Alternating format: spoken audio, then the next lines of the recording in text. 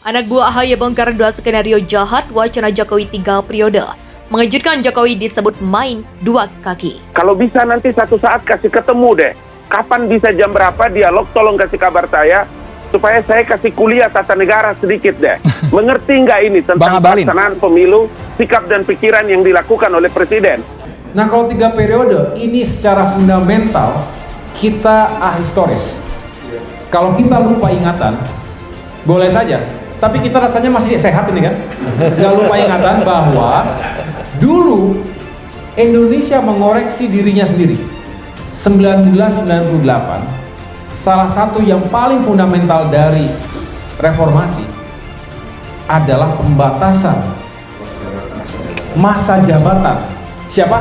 Presiden Republik Indonesia, yang katanya setelah dianalisa oleh sejarah itu yang menyebabkan terjadinya praktik-praktik yang abuse of power, KKN apapun istilahnya, yang kemudian menjadi gurita yang akhirnya sulit untuk diselesaikan. Nah, kalau 3 periode nggak pernah puas, Pak. Setelah itu berapa? 4 periode. Setelah itu dibuka kerannya.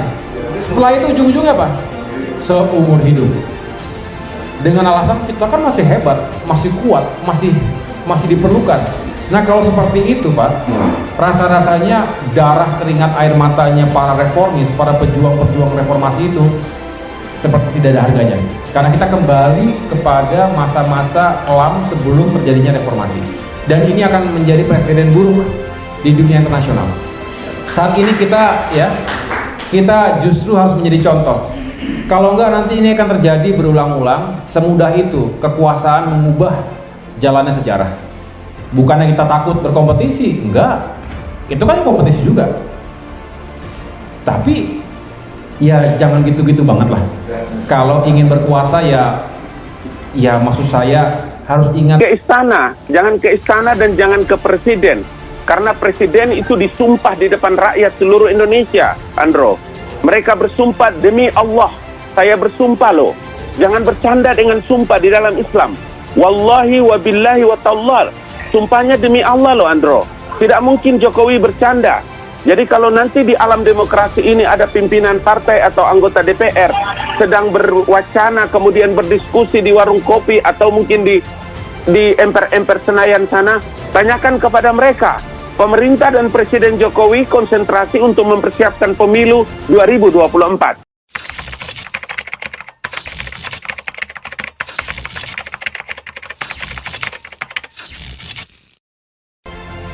Andai kata saya ini bisa maju lagi untuk yang ketiga kalinya dan tidak dilarang oleh konstitusi dan undang-undang yang berlaku, saya pun mengatakan tidak akan maju lagi. Saya sudah berbicara dari hati ke hati dengan istri dan anak-anak saya. Semua sepakat bahwa 10 tahun bisa memimpin negeri ini sudah merupakan kesyukuran yang luar biasa kepada Allah Subhanahu wa Ta'ala.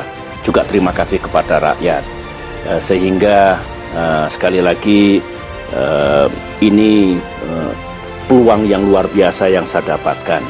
Dan saya punya pendapat, Kausa, pemimpin yang terlalu lama berkuasa itu biasanya tidak baik. Saya membaca banyak sekali pengalaman pemimpin-pemimpin di dunia.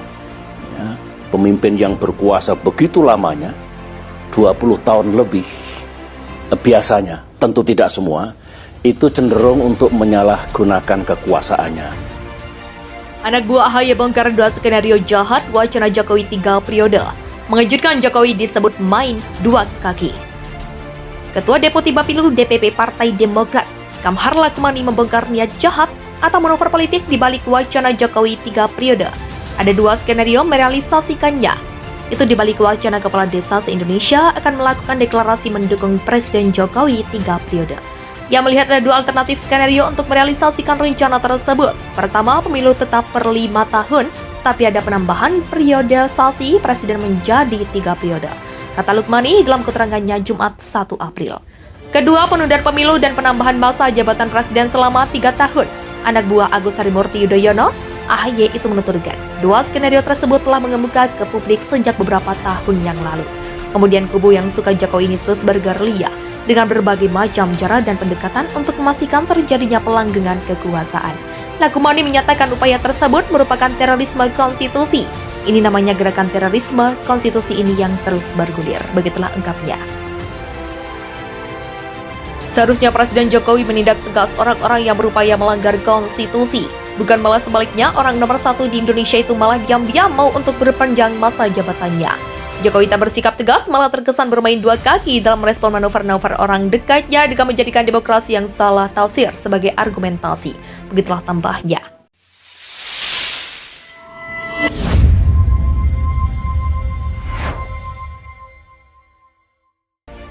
Sebelumnya, Kepala Daerah se-Indonesia siap deklarasi mendukung Presiden Joko Widodo 3 periode. Kepala desa tersebut tergabung dalam Asosiasi Pemerintah Desa Seluruh Indonesia. Siap mendeklarasikan usulan masa jabatan Presiden Joko Widodo atau Jokowi 3 periode. Usulan ini diklaim sudah disepakati oleh mayoritas anggota asosiasi.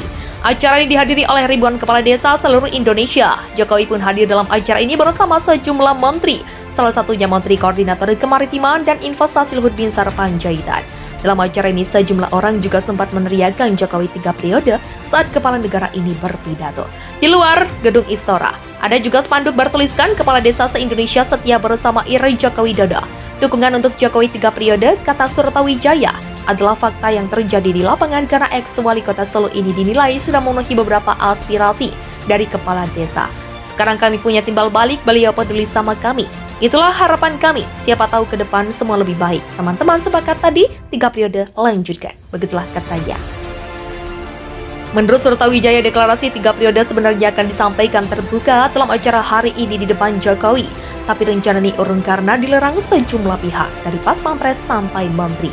Tadinya mau hari ini dilarang sama semua, saya capek dilarang sono sini. Begitulah ujarnya. Baik, saya melihatnya, Bung Andro, ini bukan persoalan PKB saja. Ini kan beberapa partai juga mengeluarkan statement yang sama.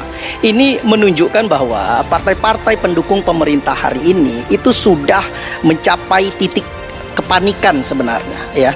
Kegaduhan politik ini dilakukan oleh mereka-mereka yang berada di sekitar Pak Jokowi. Jadi kami dari DPD dan Pak Lanyala selalu mengatakan kami itu prihatin dan kasihan melihat Pak Jokowi kalau terus digembosi seperti ini, ya.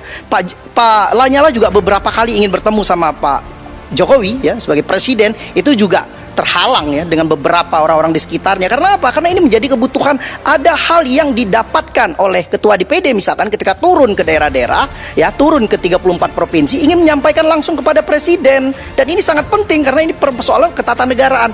Kegaduhan politik hari ini itu disebabkan oleh beberapa partai-partai yang sebenarnya takut dan tidak siap terhadap pemilu 2024 mendatang. Oleh karena itu yang akibatnya di lapangan seperti apa? Masyarakat hari ini marah, masyarakat emosi. Sehingga tidak menutup kemungkinan, ya, revolusi sosial itu bisa terjadi. Dan Pak Lanyala selalu mengatakan kita akan redam, kita tahan, jangan sampai itu terjadi. Begitu sayangnya beliau kepada Pak Jokowi. Nah, ini yang harus diselamatkan. Artinya sisa periode Pak Jokowi juga jangan dikotori oleh perilaku-perilaku dan etika-etika politik yang membuat rakyat ini akhirnya terpecah kembali gitu. Kita sepakat bahwa pemilu adalah konsolidasi politik. Kita sepakat adalah pemilu adalah pesta demokrasi, tapi bukan berarti kita menggunakan pemilu untuk mencoba mengobrak-ngabrik republik ini, mengobrak-ngabrik konstitusi ini. Apalagi ada upaya ingin melakukan amandemen konstitusi yang ujung-ujungnya adalah meloloskan 3 periode misalkan. Ini kan upaya-upaya yang memang sebenarnya tidak memberikan pendidikan politik kepada rakyat, dan hari ini rakyat sudah cerdas. DPD hari ini berada di depan, ya, rakyat dalam rangka menjaga konstitusi agar konstitusi ini tidak diobok-obok oleh mereka-mereka yang punya kepentingan jangka pendek.